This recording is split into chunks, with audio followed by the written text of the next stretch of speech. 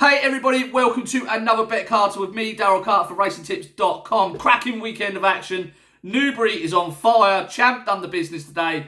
What a weekend it's going to be. I've got 4 selections this weekend. Not something I normally do. I normally stick with a 3, but 4 this weekend because the action is just so good. Can't wait to get stuck in. The first is in the 115 at Newbury. It's a horse called Jerry's Back at around 6 to 1. Now, I think this horse has been let in very, very lightly for his handicap debut. He had 5 starts last term. Beat a horse called McCarthy's Hill under today's rider, Richie McLaren. He just was nudged out at the finish, being very cheeky, the jockey was, to protect the handicap mark. Hopefully that's going to pay off for us today, because that horse has come out at the beginning of the season and won at Cheltenham in a good-looking event. That horse is now rated 144. He beat a horse called Holstein, who's rated 153. Holstein then went on to boost the form next time out. So that's looking pretty solid. Jerry's Back last season bumped into Vindication, got to within 1.5 lengths of him. That horse, Vindication, came out and done us a really nice touch, winning in a handicap company off a mark of 151. Powered clear of his rivals, is now rated 160. 8 lengths back in third when they met was Little Rockefeller and Count Meribel, both rated highly, 149 and 145.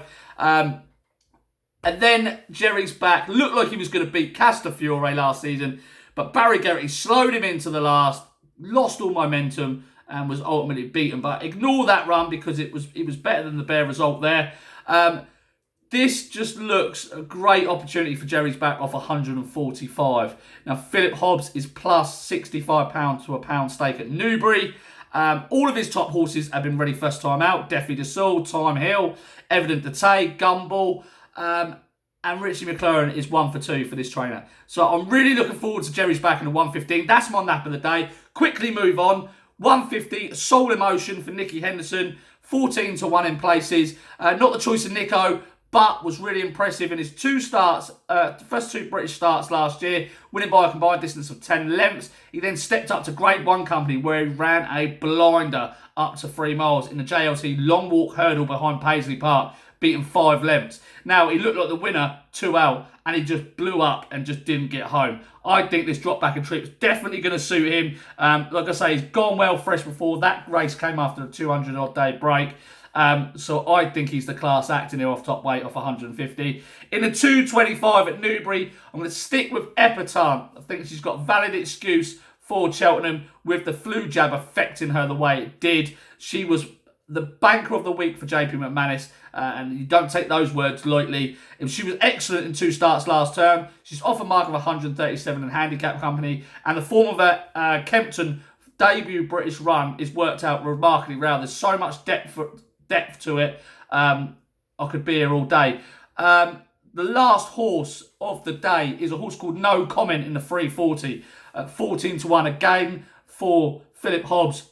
Richard Johnson takes the ride and is riding at a plus 10.49 to a pound stake for JP McManus. So that is a great little stat to start us off with. The drop back and trip, this is the key, I think, to this horse. He can be quite keen. Drops back to 2 miles for the first time over fences.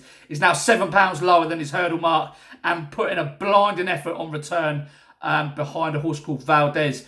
I think he's definitely going to appreciate this drop back and trip. He did run in the 4 miler and over various trips, but this looks like his trip to me. I think No Comment's worth an each way play in the 340. But those are my 4 this week. Cracking weekend. Cannot wait to get stuck in. Jerry's back. Jerry is back.